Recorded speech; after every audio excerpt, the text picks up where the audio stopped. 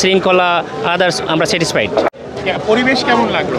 আলহামদুলিল্লাহ এখানকার পরিবেশ আল্লাহর মতে ভালোই আছে, অন্যান্য বারের মতোই আর কি ভালো, এবং বৃষ্টি হয় না, ওয়েদারও ভালো এবং শৃঙ্খলার ব্যবস্থাও ভালো ছিল, কিন্তু তুলনামূলকভাবে লোক একটু কম আমার মনে হয়েছে।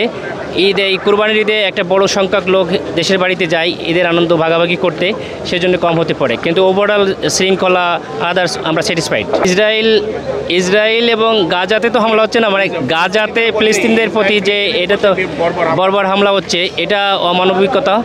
এটা আমরা বর্তমান যে সভ্যতার সময়ে এসে এরকম একটা দেখতে হবে আমরা কল্পনাও করি নাই, এবং সকলের শুভোদয় হোক এবং ইসরায়েলের প্রতি বিশ্ব মানুষ সবাই এগিয়ে আসুক, তাদেরকে শান্ত করার জন্য চেষ্টা করুক, গাজার মানুষের মুক্তির জন্য আমরা সবাই দোয়া করি এবং আমরা আমাদের প্রচেষ্টা অব্যাহত রাখবো ইনশাআল্লাহ।